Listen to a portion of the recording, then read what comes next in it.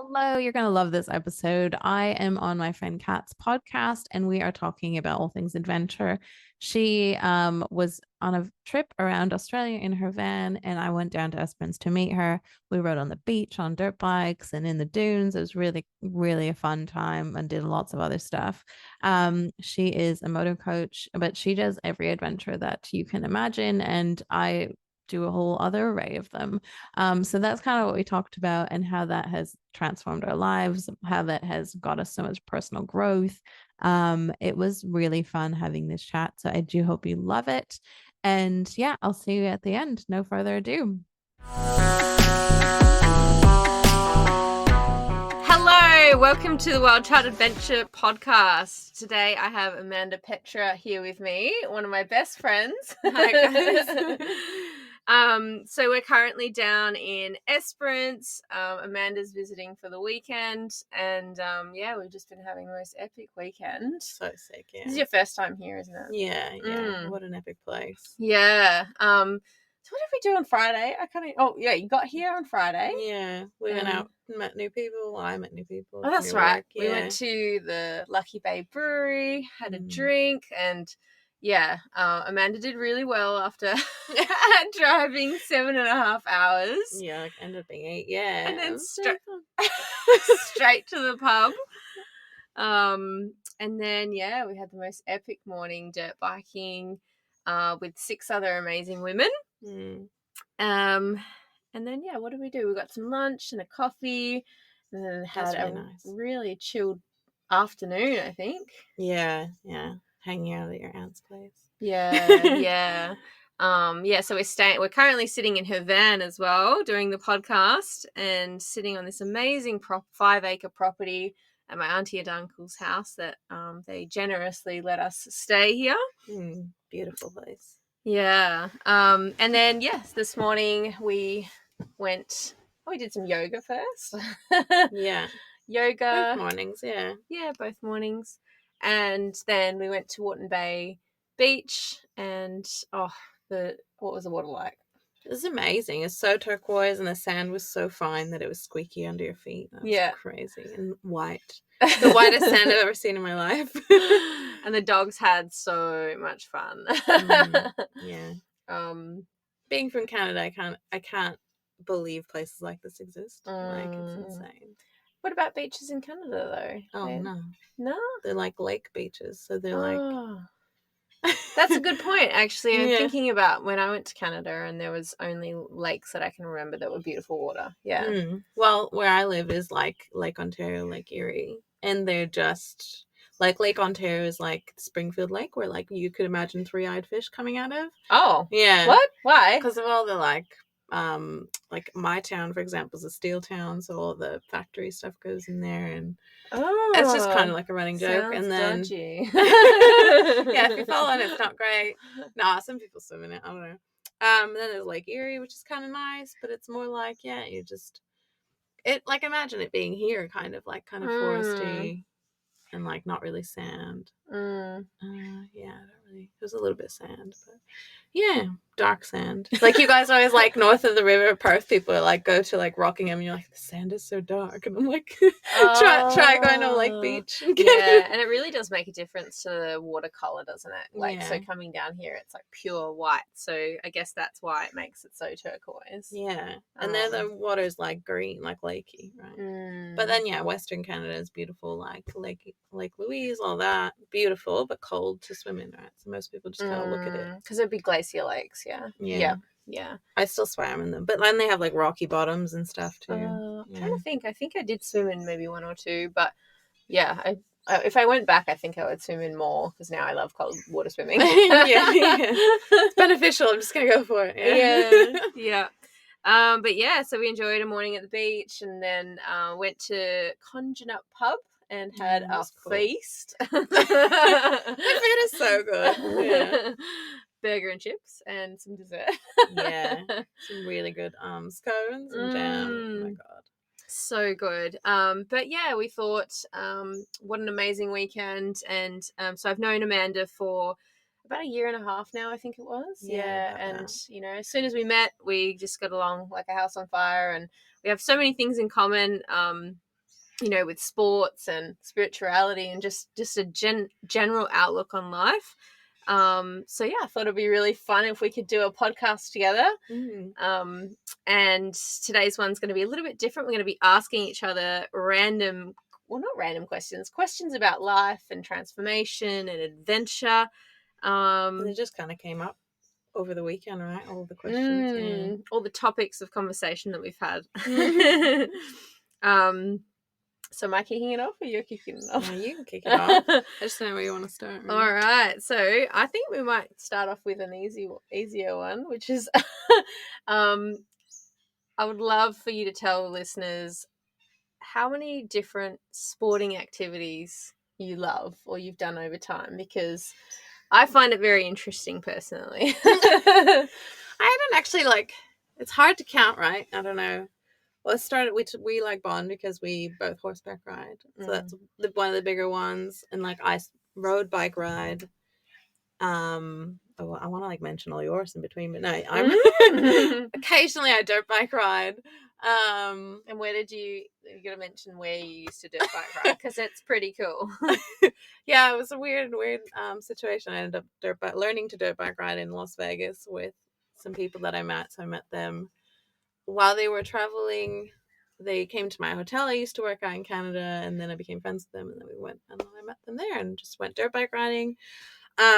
Shot guns in the desert. So does that count as a sport? Yeah, gun shooting? It's an activity. Yeah, that was cool. So wait, what are you shooting? What are you shooting at? Just anything? Yeah, they're nothing. crazy. You can make targets, or they'd bring out propane tanks and you blow them up. And, oh my god, so cool. Or there'd already be some there and you just shoot at them. And oh god, yeah, it was so cool. What else do we do? Oh god, what else do I do? Well, I can see an electric skateboard in this van that we're sitting in. A bit of skateboarding, yeah. I much prefer the electric things and the things with engines. I don't like bicycling. No one's gonna take me bicycling downhill or anything. I did not know that. So no bicycling. Okay. Yeah, I don't know what it is. I used to go bicycling or whatever. That's a weird way to say it, but go riding a bike with a bike. I think I try and emphasize it because I'm like, okay, is it a dirt bike or a motorbike or whatever? Bicycle, yeah, biking in the woods or whatever. But I don't know, I just never really enjoyed it thoroughly. I just did it, and then after a while, I was like, no, it's really the part. There's no engine on it that I don't like. Yeah. It's not even the effort, just not enjoying it. The seats are uncomfortable as well. Yeah. Oh, yeah, definitely. I don't know, what else do I do? I want to do wakeboarding. Haven't done that yet. That's a never done thing. No. Oh no, technically I have. I was just not a wake park, so I was doing it behind boats and sea-doos and water skiing. Sea-doing is jet skiing is my fucking ultimate favorite thing to do ever. Yeah. So you used to be a jet ski tour guide. Yeah, that was whereabouts? Cool. In Darwin, where all the crocs and sharks are. That is so cool. Yeah. Oh, I still can't believe that happened. But yeah, it was really cool. It would take people and show them around and talk about Darwin, and then talk about here's a croc trap and there's a big croc in there, and also don't go over there and don't fall in here, and just don't fall off the jet ski in Darwin. You will be eaten. Yeah. We would jump in the water though, but away from everything. But yeah, I don't know. Yeah, you just feel like you gotta do it. Yeah, certain areas it's really just don't fall in. But it's beautiful. Yeah, you can jet ski along the shore and it's stunning. So cool. I feel like that's kind of where I'm at. Yeah. And what about yoga, yoga and exercise, and how long have you been into that? Oh man, since I was 20, it's 10 years now. 10 years, wow, yeah. That's awesome. Yeah, it sounds long actually. Yeah, I did a lot of yoga. Yeah, and then I got into weightlifting. I guess that's a sporty thing. Love weightlifting. But then now I'm working on fixing my back, so I'm I don't know. Not doing that right now, so maybe we'll do Pilates now. I guess that's sporty. And then yeah, I think that's pretty much. Oh, I used to run. I love running. Yeah, I really love running. Which I never thought I would love running, but yeah, there's just something about it. which I haven't done in a while. I used to do Muay Thai, that's a sport. Oh, yeah. And boxing. She was telling me today that she went over to Thailand for a month and did a Muay Thai training thing. And how they had, was it teenage kids come in and beat you up? Basically, yeah, right? Because they've been doing it since they could walk, basically. So you're like, cool, I started this like a year ago. And they're like, okay, let's fight. And you're like, what the hell?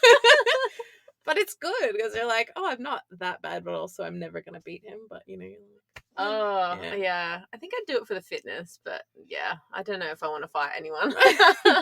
They like revel in it, though. I think they just love like showing you up. Yeah, I'm sure. It's kind of like a little kid on a dirt bike and they go past you, you're like, damn it. Yeah, so true. Like my ego, but also good on you.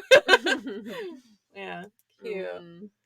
Yeah, I think that's it. Yeah, I used to jump horses. That was really fun. Did hunter. Yeah. Hunting on horses? No, it's called hunter style. Like that style.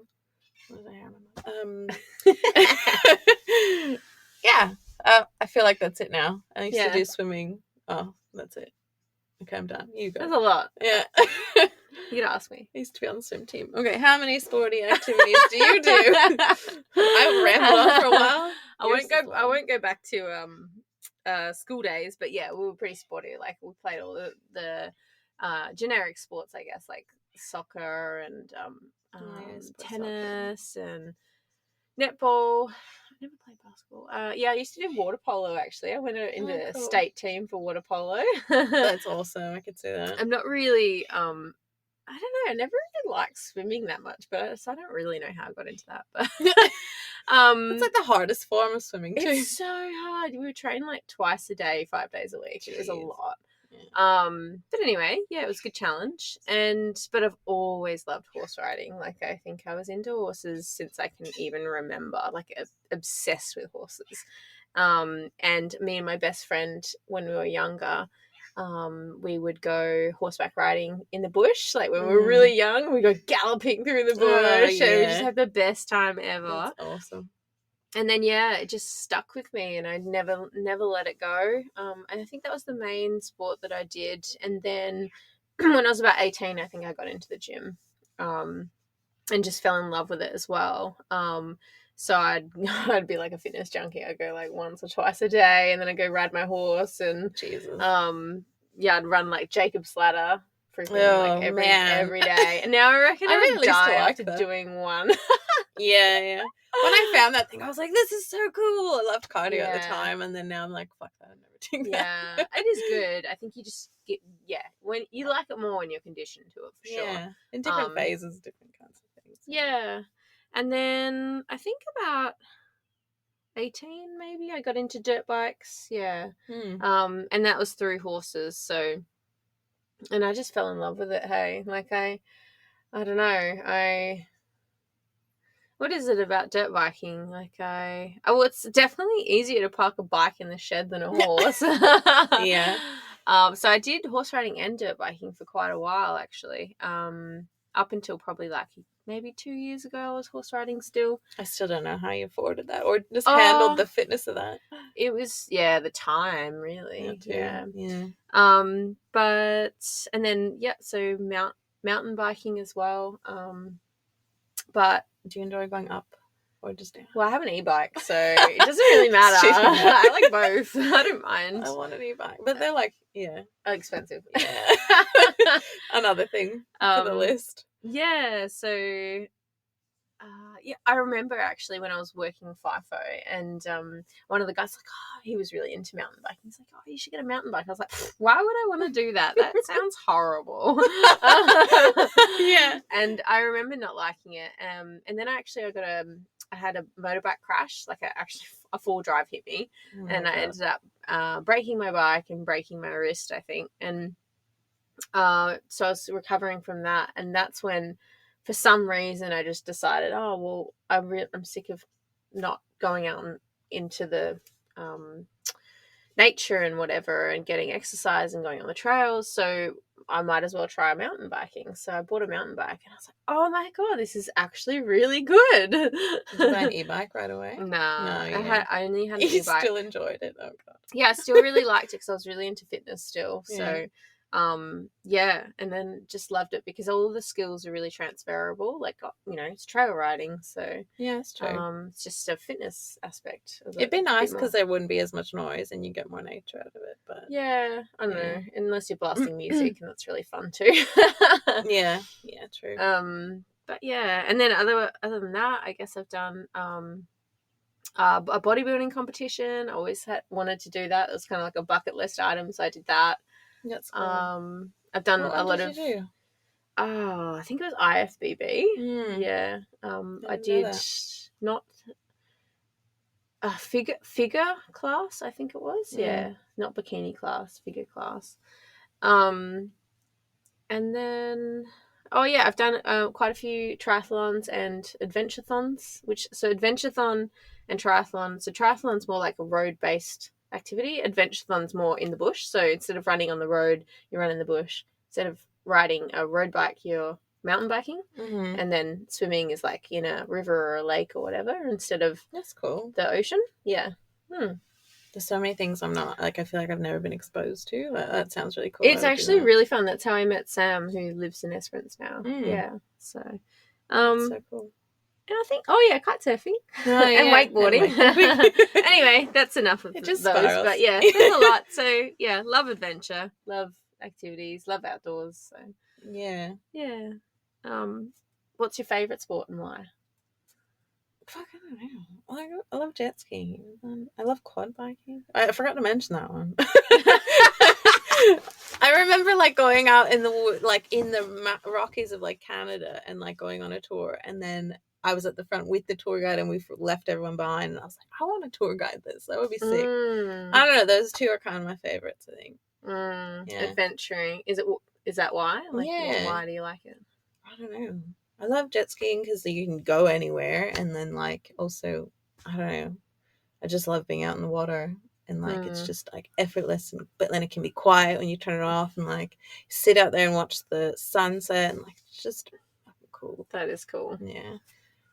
We used to do it a lot on the river in Canada, like a little river where I used to live. And even that was nice. Just, yeah. You can do like tail whips and like, I don't know, you fall off, you don't die. It's probably awesome. That's true. Yeah. So it's really fun. Yeah. Yeah. Sounds really fun. What about you? Well, I guess. I'm sorry, I'm not going to answer it for you. I think, I think I would definitely have to say dirt biking because Do you feel like any pressure to answer that like that way? No. Okay. No. I think kite surfing's still pretty new. I do love it, but there's a lot of I'm just not used to it yet, and so there's a lot of fear that holds me back. Like I don't just go and do it because I'm too scared still. But dirt biking, like I do regularly because I don't know, it's just my thing. I love meeting new people, and like even just coming down to Esperance and meeting new people, and you go it's adventure, you know, like you're adventuring on different trails, and you're really always pushing your limits as well. So you're always like learning and growing and like how to ride different terrains and even pushing your limits on meeting new people. I didn't really expect to have any fear about meeting new people here. And yet, because it's different, you know, because if I'm meeting people in Perth, you're kind of in the same environment that you're so used to. But then coming down here, you're on new trails, new terrain, new people, and yeah, so it's so you're always pushing your limits, and it's just fun. Like it's you know, so much fun adventuring through the trails and trying new things and just getting better every time. Yeah, it's awesome. Yeah. I think I'd love to do more like road biking, but like I maybe track biking, that would be more where you can actually like push your limits and grow even more. But I love the community of road bikers. They're just it's just a different breed of people. Yeah, they're really cool. I would love a road bike, but it's not in this stage of life, I think. Yeah. Right now. You gotta make like space for it in your life. Yeah.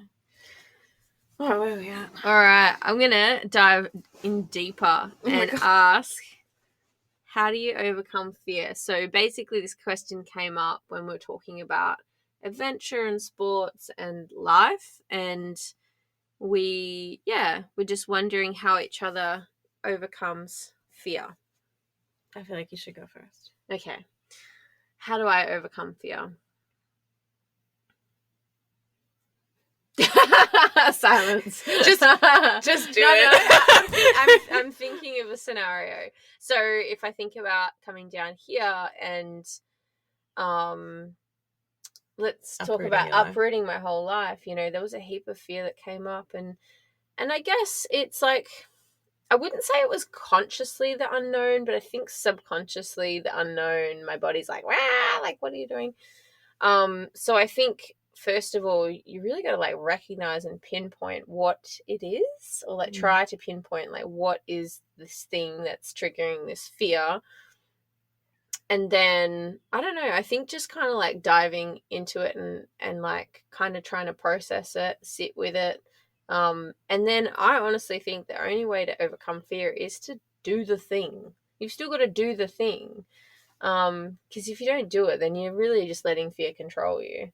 It's true. Yeah. And then, if you talk about fear in sports, so maybe it's a dirt biking thing. Let's say there's an obstacle that you're not sure about. And so I always think it's quite helpful to scale whatever that thing is. So maybe it's a massive log that you're working up towards. So, your brain needs like steps to get up to that thing that you're aiming for. So if you go, all right, I'm going to do a small log, then a medium log, and then, nail that. And then, okay, cool, I've got the technique, right? So you got the skill. And you've also practiced, so your brain's like, it's not that bad. Then you might have some fear still, but you're probably going to have a lot less. So then you can try that big log. So yeah, I guess there's a few things that I do to process fear. But how do you go with like when there's like a ridge? It's like for dirt biking and all those sports, like when there's a ridge and you don't know what's on the other side. Because that's that complete uncertainty, right? I'm definitely cautious. Like I will not put my safety in jeopardy because I'm not reckless like that. That's for sure. Like even when we're in the sand dunes, I'm not going full ball. Like I'm not going, like whatever, and who cares? And that's just silly, really, because you're going to end up going over a cliff face. A razorback, they call it, I guess. Yeah. In the sand dunes. I almost did yesterday. Yeah, like you're gonna go over it, and that's just like silly. Like that's not smart at all. And why would you do that? Maybe ego to show off or something. I don't know. Yeah, there's those people that really like dirt bike and they just push it all the time and they're like constantly getting injured and they're still fine with like doing it again. And you're like, yeah. So I think it's like the quality of life that feels like it would suffer. Then that's what I wouldn't give in for. No. No. Yeah. What about you? Can you think of a specific scenario where you recently have overcame fear and how you process that? Oh, like dirt biking we just did, I guess. Yeah, you just kind of got to go do it. Like, I guess what you're saying too with uprooting as well. I think both is the same. It's that incremental increase in difficulty. I don't know. Like even when I left Canada, uprooted my life. I did it step by step to get to Australia, right? I went to West Canada, then to another place, and they all felt really incremental for me. And I think to people that still looked psycho, but for me it was like 1 degree more and 1 degree more. And then even dirt biking yesterday, like I told you, because I rode back and like, so it's really I'll explain it. It feels like your tires are really slippy. And it's really different when it's like not what you're used to. So we go on the sand and I'm like, okay, I'm only going straight. I'm never doing anything else. Like you just don't want it. You're like, this is all I can commit to right now. And then we're going and going and I'm like, okay, I can go faster. And then, okay, I can do a little bit of weaving. I'm not going to fall over. And then like, oh, I can go on the softer sand. We're not going to die now. Like, and then we went all the way into the sand, which I was like, I didn't even want to do because I was like, oh, I don't know. Can't remember what that feels like. And then we did it, like, that's not bad. And then, and then I almost went off a ridgeback, but I stopped. But still, I was like, I was almost too certain. I was like, it'll be fine. And then I was like, oh, wait, I didn't notice that was there. And then, I definitely noticed. Do you feel like your brain, when you're going, like, have often that moment where it's like, oh, I don't know what's over that. Oh, I don't know what's over the next one. I don't know what's over that. Because I get it often, but it's just because I'm not used to it. Depends where you're riding, I think. Like the dunes, I know there's razorbacks, and there's just absolutely nothing that I need to risk by not stopping and checking. Like it's just not worth the injury at all. Like in a race, I feel like you still got to have your smarts about you because you just don't want an injury, but you also can't be timid about corners and if you want to do well in a race, like you got to be really scanning your surroundings quickly to then go as fast as you possibly can. But I think there's also a lot of trust in the fact that if you're in a race, if there's been bikers before you, there's generally like either a sign if there's danger or there's been bikers, so you can go at that speed basically. Yeah, it's true. So I find it comforting to even go behind like you or anyone and you just see like them go over and you're like, that's not as extreme of a thing that as I thought it would be. You see them not like I don't know, fly over or anything. So you watch the other bike. Maybe even with like uprooting your life or anything, like, asking other people or like, finding out what it's really like and what it kind of feels like and just that's a really people always go before you in a lot of ways. Actually, that's a really good point. With fear is you gather, like the brain kind of needs evidence that it's possible. So, we talk about like incremental thing or, maybe you use someone as inspiration. So maybe I'm like a state rider, but I want to get to an international rider. Like you follow someone or see someone and you see that it is actually possible. Or with anything like uprooting your life, like, oh, this person did it. Why can't I do it? Because that shows you that it is possible. Yeah, it's definitely gather that evidence. Yeah, cool. So let's go. What made you start adventuring? What brought you to becoming an adventurous spirit? I don't know. The most adventurous thing I did was like when I was really little was climb trees, and I loved it. Even when I fell out of a tree, and like I remember it being really brutal. But, after that, like I had a period where I was really bullied, etc. And then I got into horseback riding. I think it was like suggested as like maybe that would help me with my like emotions and all of that. I don't even know how it ended up being. And I went to this really cute farm, and then you ride all these different kinds of horses, and and then I found out there that I had confidence to like, I'll just jump anything, and like if the horse doesn't want to jump the thing, I'm not afraid to jump the thing, so the horse jumps the thing, and you kind of get like this weird like connection with it, and it builds up your confidence. It's weird. Confidence, yeah. And like I still remember being like someone that didn't talk or raise their hand or whatever, but like on a horse I was like, yeah, I'll do it. I'll go over the scary thing. I'll do the scary thing. Yeah. And like their horse would hesitate, and then they'd ask me to like make their horse go over it, so then the horse would listen again, and you're like, I don't know. And that was like really confidence building. And then I don't know, I got into everything else. We got a jet ski. I bought a motorbike because I broke up with someone, and then one day they were like, oh, one day I'll get a motorbike. And I was like, fuck one day. And I bought a motorbike. Yeah. I love that answer because it's very similar to mine. Fuck waiting. Like, just go for it. Yeah. Actually, horses was the first thing that got me into adventuring, because if I think about horse riding, like I'm not talking about an arena, but when you go trail riding, and I started leasing horses, so it's kind of like having your own horse, but you get to go and ride it and take it wherever and go on adventures basically. And so I'd take my horse to the beach, and we'd go through I'd literally go riding like almost every day if I could. And you just go adventuring through the bush and find all these cool tracks, and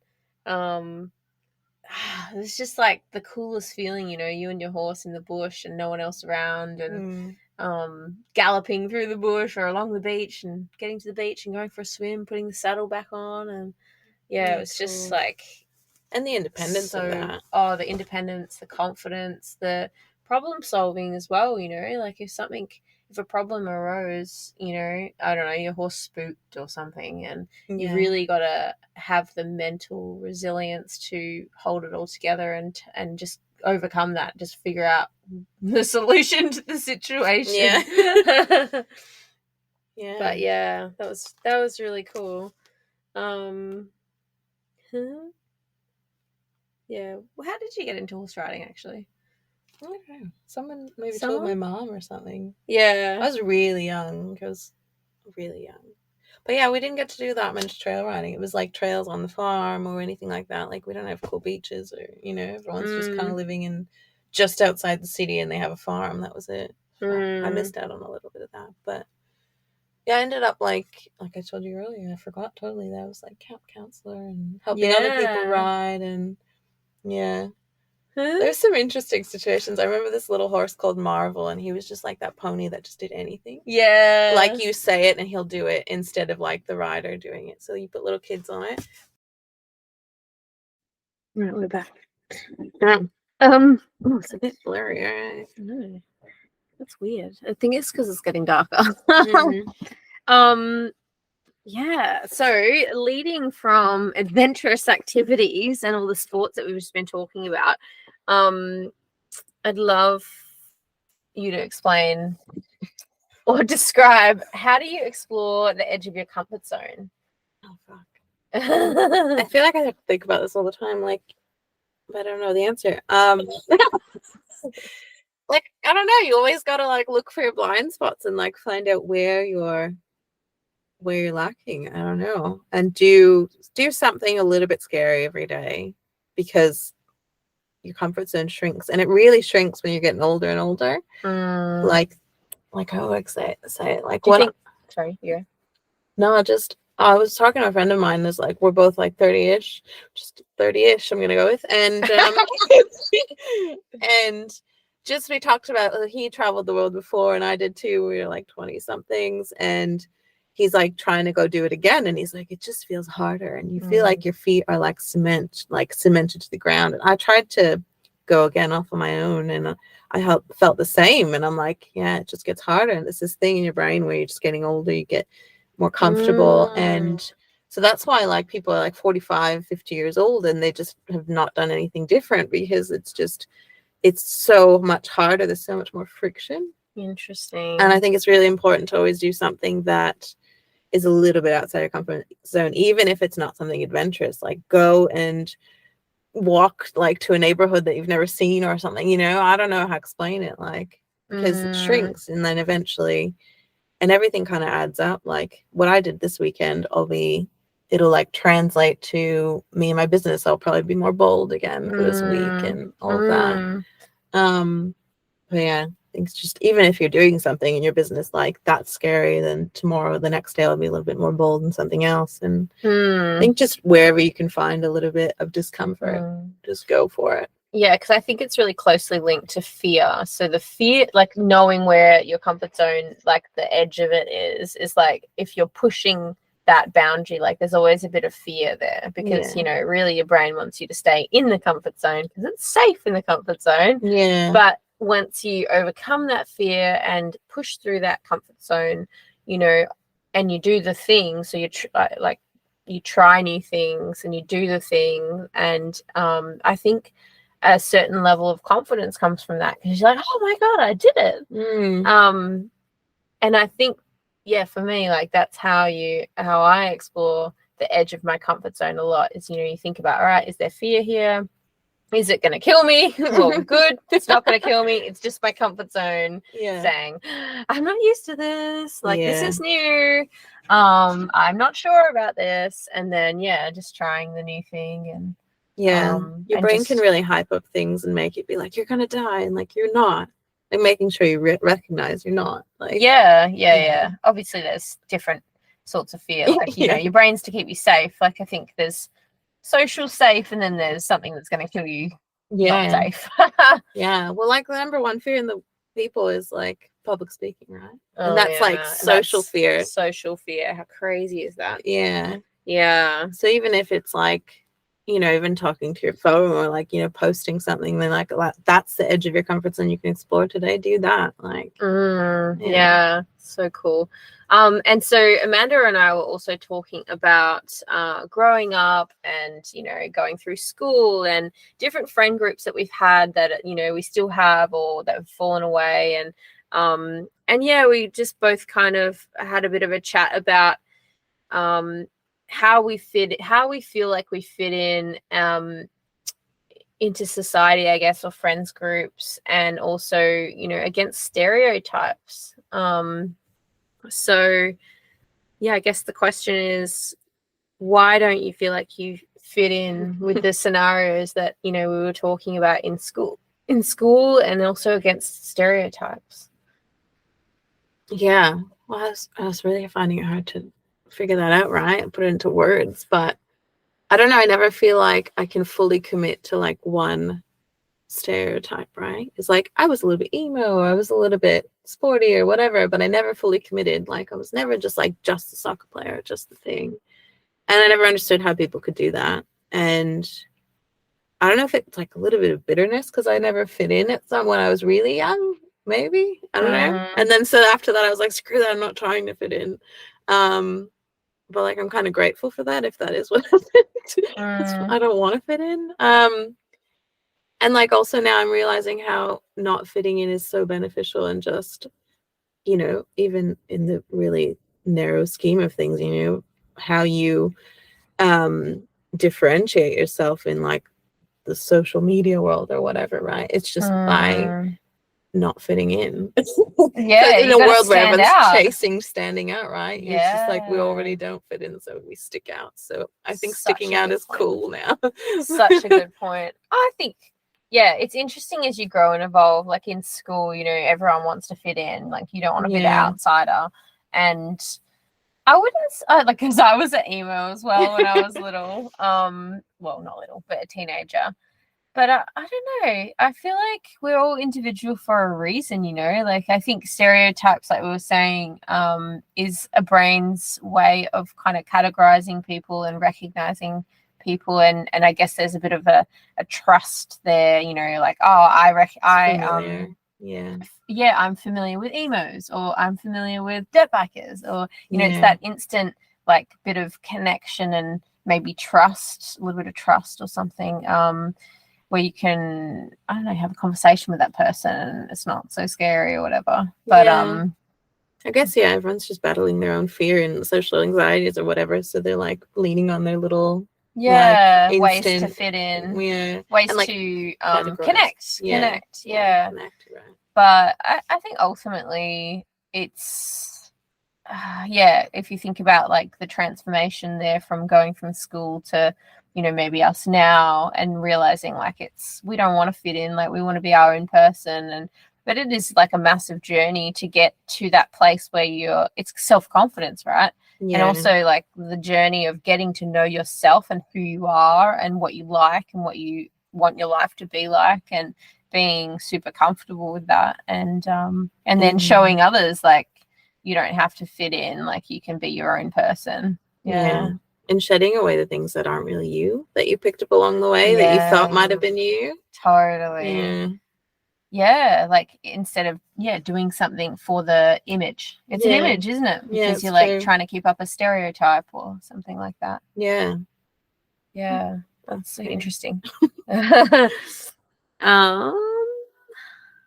there a second part to that? How you overcome not fitting in. I think we spoke about that.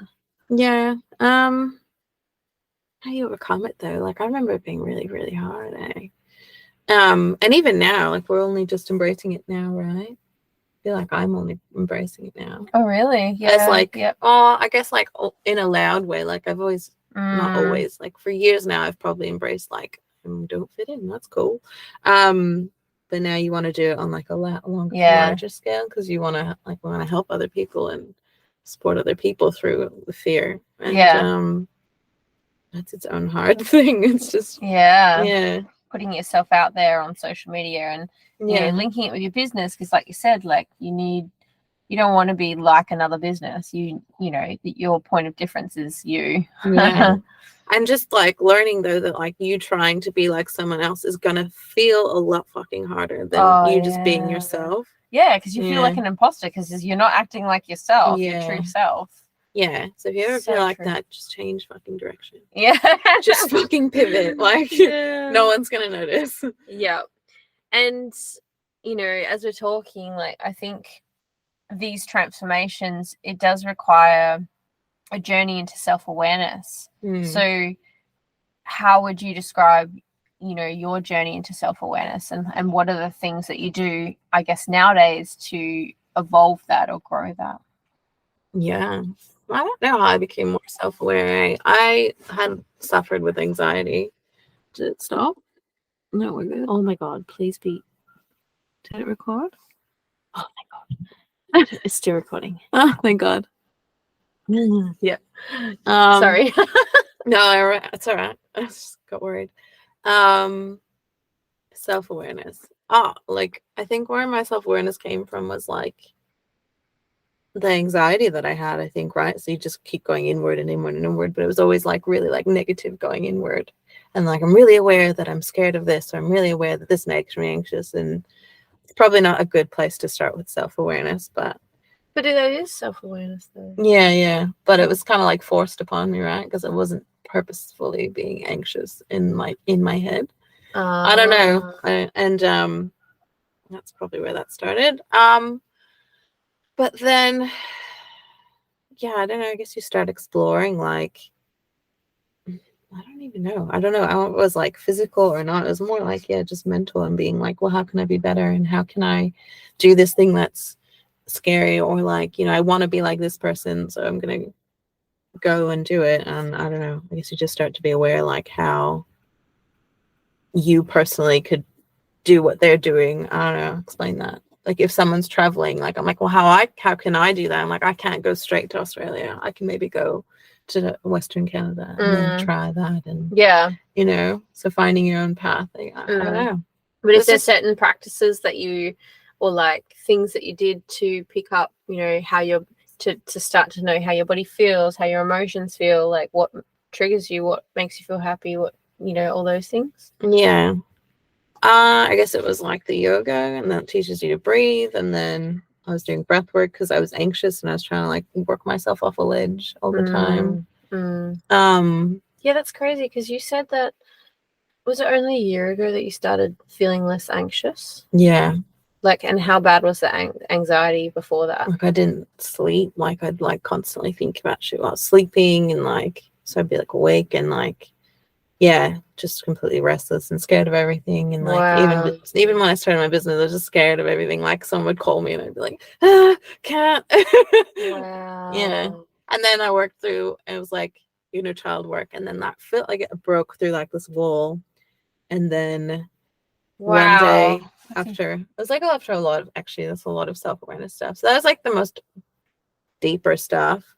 And I don't even want to say, like, I feel like I can't put it into anything, right? Like I do journal, I do all the things that people say to build self-awareness, but I think maybe getting other people to help you be self-aware is pretty nice too, or like making sure that you kind of like have someone who cares and isn't judging you, and gives you that like a little bit of feedback when you're kind of spiraling and your mind is telling you one thing that's not necessarily right. It's just kind of on a loop. That was really helpful. Yeah, I don't feel like I have a very clear journey to that. Do you? Oh, I don't think anything's that clear. Everything's up and down, sideways. No, it's definitely not a perfect story of a journey. No way. Honestly think it's going through shit and going through shit situations, you know, I don't know, like starting to recognize how you want your life to be and who you want to be and how you want to feel. I think, you know, that you can control. It always starts with like a kind of like, for me anyway, for like a vision, like who I want to be, how I want to feel, what I want my life to look like, right? And then figuring out, okay, well, am I waking up every day feeling good or feeling shit? Am I doing things that fulfill me or make me sad or angry or frustrated or whatever? Or how am I spending my time? Are they actually in alignment? And then I think from there, when there's no alignment to what you actually want in your life, I think that's when that does build self-awareness for me, because I know things feel off. Yeah, like true. I'll develop certain habits, like, I don't know, emotional eating or whatever. When I was FIFO, I didn't want to be in FIFO anymore, and I was I wouldn't say it's anxious, but I just wanted to get out. I wasn't happy, and so you'd comfort yourself, and so being aware of your habits that you're developing, and if they're like in alignment with your value, like it comes back to a values thing, and because who you want to be and how you want your life to look like.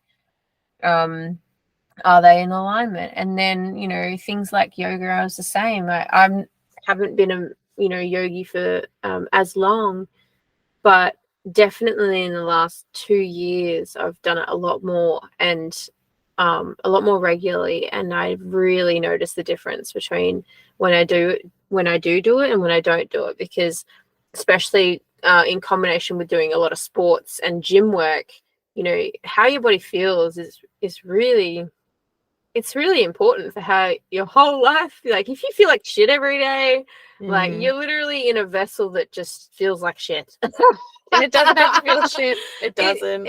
Yeah. So, if you're not taking care of your body, eating right and drinking enough water, and like if you're filling your body with shit, I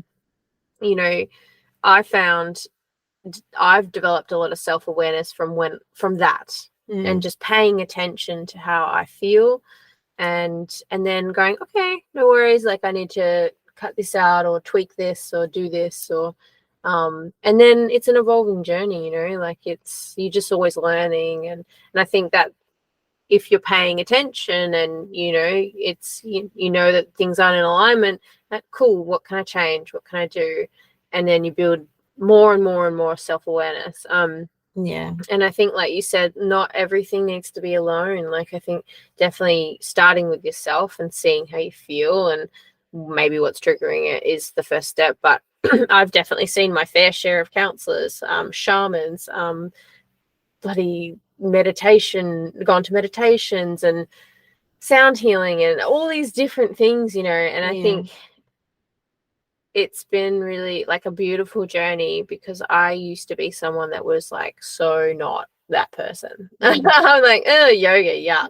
Or meditation, nah, that's so boring. Yeah.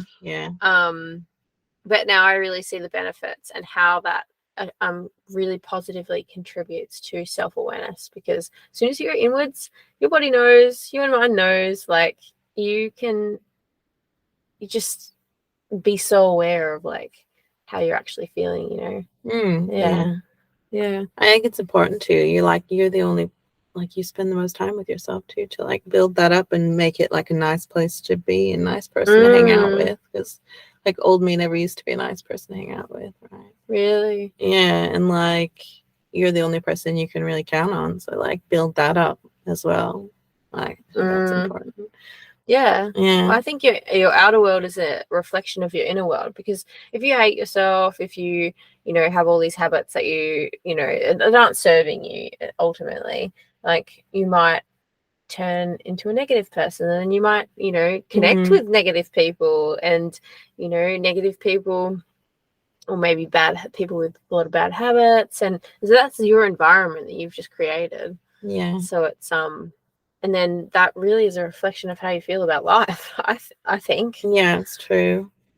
And it's important to go inward. Now that I think about it, like I really was starting mine when it was COVID and I just couldn't work, and then I was going inward because my body, like all my body hurt and everything, and so I spent it kind of like working out and getting acupuncture and all of that, and then that started to make me like more aware of what I was doing and why I was doing it. And then during that time my mom passed away, and then it was like more inner work, like real fast, and then just that physical and mental like chaos. I'm not saying that something really bad has to happen to you to go inner, but I don't know, it's just important to like your body could be really uncomfortable because you have different aches and pains as well, and that can cause you a lot of like mental turmoil as well. Because I got rid of a lot of physical pain where, like, you know, I was wearing a knee brace and stuff, and then a lot of my like mind became clearer and nicer, and I became a nicer human too. And I didn't even know that pain was like constantly like kind of rearing its head at you, and your emotions are being affected. And like, it's really important to like, you know, work at every little thing that you can. I feel like those little tweaks get you somewhere big eventually. Yeah.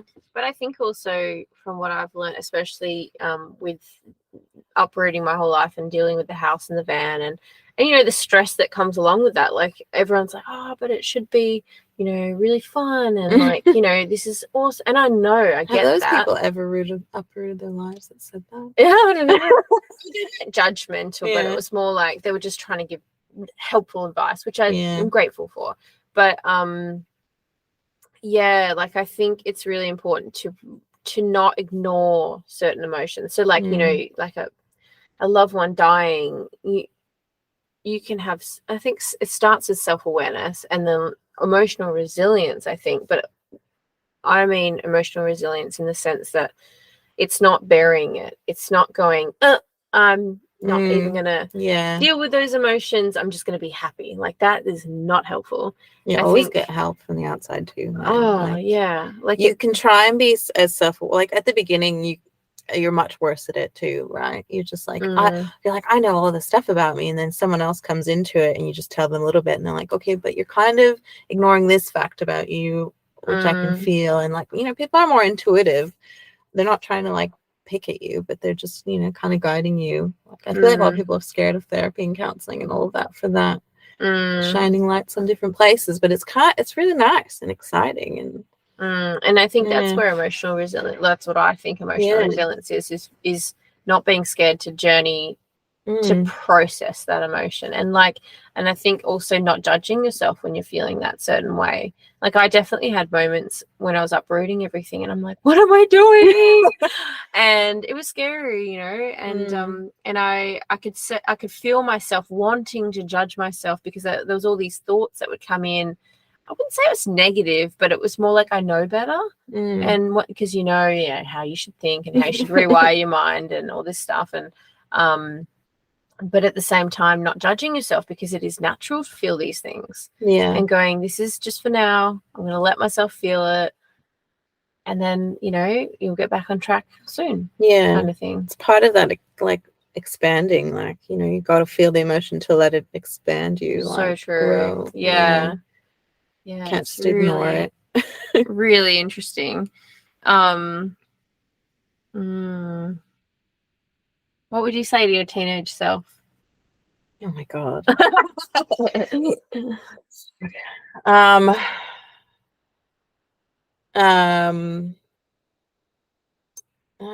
don't know. There's a lot of things I would say. I would probably say just don't stop exploring. I don't know. Or like, it doesn't matter that you're different. Or like, being different is gonna be amazing soon. Just keep going. Yeah. I don't know. There's a few things I would say. Yeah, try and live more in the present probably as well, because I was really judgmental of my body even till recently. And because there's a lot of moments that you're just like, I don't want to do that because I don't look that way and blah blah blah, and just who gives a fuck? No one's looking at you. That's what you need to know. No one's fucking looking at you. Isn't it crazy? Everyone's worried about their own life. They're not looking at you. Isn't it crazy? Like, I think every teenage girl has the same thing with their body, and they think they're fat and they hate their body, and I guess this comes down to the modeling industry or something. But you look back now, or I look back now, and I'm like, I was so skinny. Fat. It was such body dysmorphia, you know. So bad.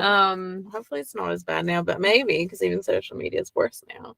But I just remember then the magazines were pretty bad, and it was just all the bullying and people just like, even now I still look at people and I'm like, I don't look like a yogi. I don't look like this. Like, who gives a shit? You don't need to look a certain way. If you're looking like a certain way, then you're probably faking it. And you're probably curating it, right? You know, trying to fit into a stereotype. Yeah, even that, yeah. You're curating too much. Yeah. Yeah. It's interesting. I don't feel like, you know, because how we were saying today, I had a comment the other day about, you know, I met a dirt biker in town and he introduced me to someone and they said, oh, Kat, you know, she's here for dirt biking, but she doesn't look like it right now. She looks, because I was wearing a nice flowy dress and looked really girly. I'm like, but I love looking girly. Just because I'm a dirt biker doesn't mean I can't look girly. But yeah, I don't know. I've never really identified with a specific stereotype. I think I do a lot of different things. But I also don't think that there's anything wrong with, like, say, a skater, right? There's a certain way they dress, and I guess that is a stereotype. But I feel like there's nothing wrong with that because they probably really enjoy the whole embodiment of that, and that, yeah, it's true. You know, their identity is somewhat linked to that. I don't feel like that's who they are because every person is individual, but you know, they obviously identify with certain brands like skatewear or whatever for a reason. Maybe we embody not embodying anything, or like embodying just one, I don't know, one thing that is 700 things. Yeah, maybe because we do lots of sports. I don't know, like I have dirt biking stuff, I have gym stuff, I have, you know, really nice dresses to go out with, I have like a flowy yogi stuff, or I don't know. And you grow and change, and like you'll be different. Like I used to love heels and dresses, and now I'm just not. But I still love dressing up and doing photo shoots and whatever. Is it still recording? Yeah, it is. It's so weird though because it's the time. Never mind. I'd probably also say to my teenage self, like, embrace how you look, like physically. Like, everyone looks different. Stop trying to look like someone else.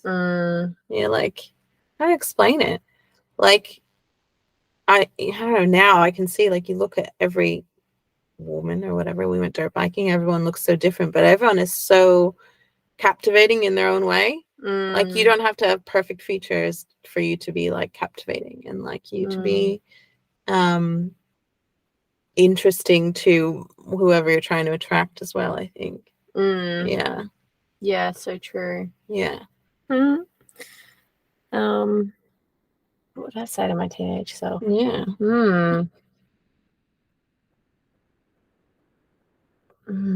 Probably there is light at the end of the tunnel. Like, I was really depressed when I was a teenager. Like, I was in a really dark place. And yeah, it's like when you're in that dark place, like, you honestly cannot see the light. Like, you cannot. You're like, you hate yourself, you hate the world. You never think you can do it. No. And like, if I thought back then, if I knew who I would be today, like, I'm actually so proud of who I am today because I actually truly love myself and I love the people that are around me, and I really do love this beautiful world that we're in, and I think we're so lucky, honestly. But I never had that positive outlook when I was a teenager. There's no way I would visualize who I am today, and I think it's freaking cool, you know, to look back on. So cool. I guess it's just like there's light at the end of the tunnel and things will get better. And not everything is permanent. It's gonna change. I was thinking about it, like how I feel like Perth is the first place I've been able to fully be myself. Really? That's so cool. Like, I don't know what it is. I definitely had to go through my evolutions, but this is the first place where I don't feel like anyone's anything is kind of pulling me in any direction. You know? It's just all dissipated, and I'm just like, fuck it, this is who I am, and you can't pull me in any way. Maybe because the people you've surrounded yourself with now are their true selves. So you can be your true self. And I like pulled that into my reality, basically. Like, you amazing people. Maybe. It makes sense. Took a while, but we got there. Last question. How do you do things alone? Like, how do you overcome that? And why do you think it's important to do things alone? Oh, it's so important. I think probably the main thing is like you get the chance to troubleshoot. I feel like when I do things with other people, not just guys or anything or whatever, anyone, family, anything, they kind of like take over and do little things for you, and you don't get to troubleshoot certain things. Even just camping here, and like I have to troubleshoot like where I'm gonna go, like eat or do things, or you know, I don't know. Like it was really easy, right? But like to find You still need shelter, to problem solve. yeah, problem solve. Those are basic, but they feel basic now. They weren't basic when I started camping. And like you troubleshoot that you need like lights or anyway, and yeah, but when you go with other people, it's like they do little things that you don't get a chance to do. And then when you end up going by yourself to do the thing, you're like, I don't know how to do that. Like, I don't know how to change a tire, for example, right? Someone did it for me back in the day, or something like that, right? And then you just end up a little bit helpless. I try to really find all of those things, and I'm like, okay, I'm going to do it alone, and I'm going to learn it, because yeah, you can't just rely on other people. Yeah, so true. Ooh, for me, I think about like, so when I guess we talk about that question, I think about traveling alone, and it really does come down to problem solving for me as well. But you're also forced out of your comfort zone, because if you think about traveling with a friend, I'm still like a social person. I love meeting people, but you're out of your comfort zone way more because you're on your own, and you literally have to meet random people all the time. Yeah, you have to problem solve where you are and where you're going, and if you're in a sticky situation, how the hell are you going to get out by yourself? And you really have to hold it together emotionally sometimes. Like, yeah, I think about the time that I got stuck in Switzerland on that road bike in the mountains. In the freezing cold, like it was so cold. I was running out of petrol, my phone was dying, like, and I have no idea where I am, really, in the middle of a foreign country on a bike that I've never ridden a road bike on the road. Yeah, so it's like, it's that emotional resilience and problem solving, I think, and getting through it, getting through the other side is like super strengthening, I think, for yourself. Again, I think it's like gathering evidence. But I think also that builds the inner strength. Inner strength. The resilience. And resilience. Yeah. Well, like I think like what would, I don't know, 5-10 years ago you have done in that Switzerland situation? Oh God, probably had a meltdown. Meltdown, complained, probably. Like just a brat, maybe. Maybe not 10 years ago, but something like that. And like you're still allowed to have a meltdown and freak out, but you still do, like, you still have to realize you have to catch yourself. It's like kind of insane. Like it feels kind of insane when you don't do it often. I find more like, is there so I agree. Like I think sometimes an outburst is needed because that's emotion just getting out of the body, but in certain situations it's not helpful. So if you let yourself have a meltdown in the middle of nowhere on a mountain and you actually need to just get back to safety, like there's just no point in having a meltdown. There wasn't for me anyway, but gotta breathe through it and do it and have a meltdown later sometimes. But don't push it down either. No. Like when I got bogged, and then recently, 2 days ago, and like my whole heart rate increased, and I was like, oh my God, I'm like, that moment of like, I can die here because like no one's gonna come, right? And I don't have phone service and all of that. And you just breathe and you go, okay, what can I do? And like just take it in fucking strides and try. Like, So and I think you're just stronger than you think you are. Oh, everyone is. That comes back to pushing that comfort zone, Yeah, it's true. But thank you so much for being on the podcast really today. I hope you all enjoyed our random set of questions. But tune in a couple of weeks to hear more. Bye guys. Bye. Thank you so much for listening. I do hope you enjoyed that. We are exploring our comfort zones and our edges with every episode, every guest, and every episode I do by myself. If you have enjoyed this, please follow us on Spotify, leave a 5-star review or a review on Apple Podcasts. It would mean the world to us. We get to grow and have more informative guests on, more provocative guests if that's what you want. I am so down to see where this grows. In the meantime, follow me on Instagram at amanda.petra__, and I would love to chat with you in the DMs. What hit home, what didn't, what came to mind. It would be really cool. So I will see you there, and thank you so much. See you in the next episode. Although our podcast presenters and all guests strive to deliver accurate information, they cannot address your unique circumstances comprehensively. Therefore, the content shared by any speaker on this platform is not personalized advice for individuals and should not substitute professional medical or health guidance. It is crucial to consult a qualified medical professional or for personalized advice. Additionally, always seek guidance from a healthcare provider before making decisions regarding your health or that of your family. Furthermore, it's essential to recognize that what works for one person may not work for another, emphasizing individual responsibility for health decisions as promoted on our show.